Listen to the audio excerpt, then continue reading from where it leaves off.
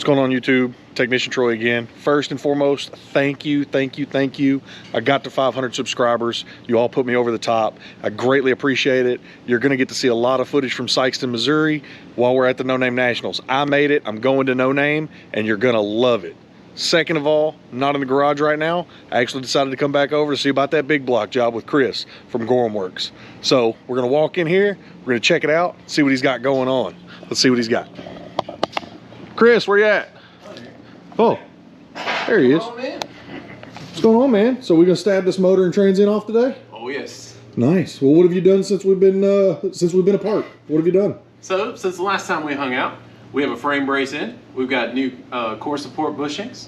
We've got the motor completely mocked up and de-dressed. We've got the transmission prepped. All the good stuff. You hand me that camera, I'll show you what's down underneath the submarine. Let's check it out. Come for a ride. We'll come out on the other side, check it out with you. All right.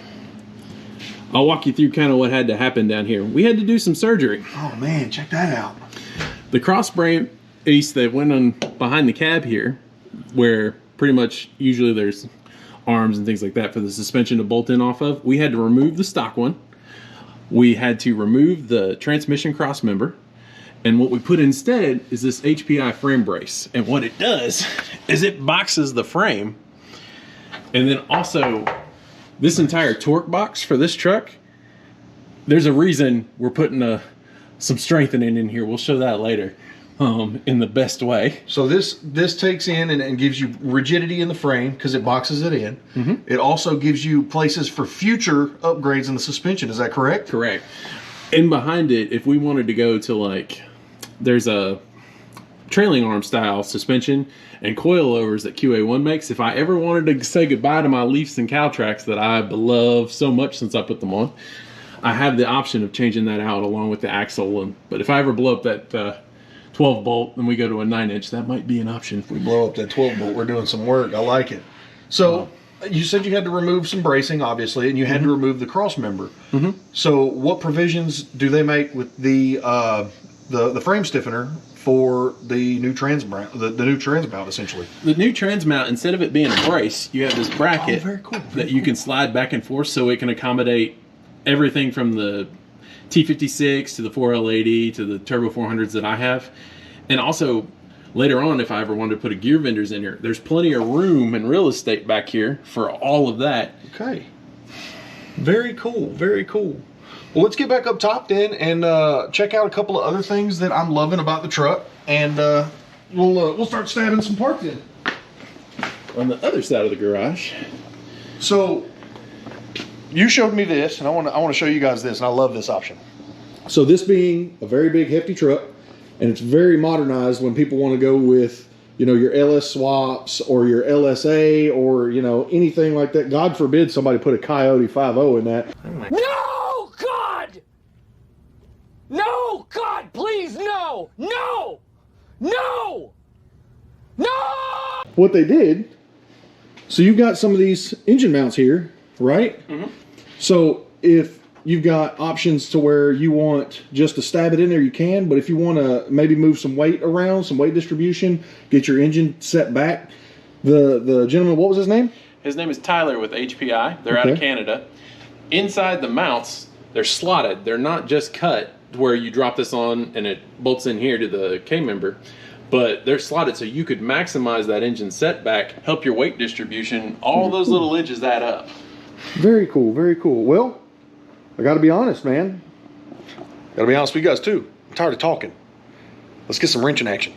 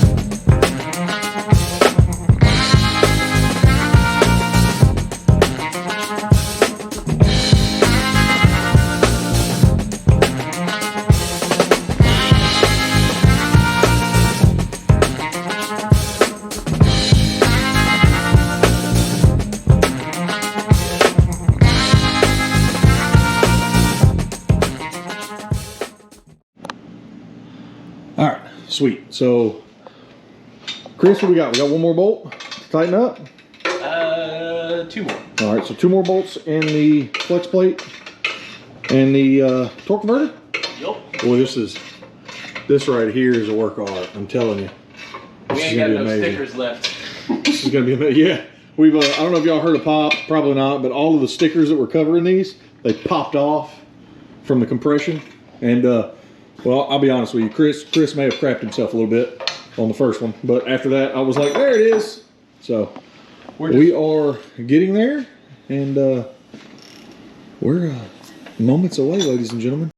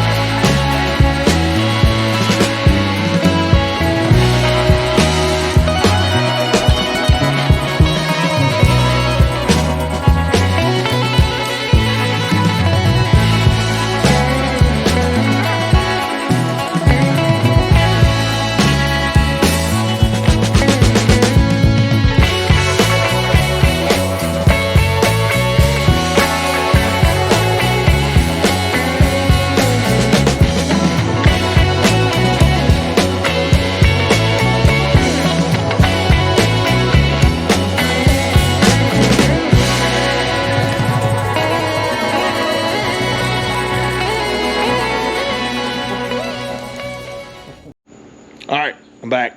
So, I gotta be honest. We may have had an accident. Something happened. It's missing. I don't know where it went. Oh, hello. That's right, ladies and gentlemen. We finally got her installed. And, as you'll see on the screen, I was able to get him to pull out the dyno sheet from the engine builder.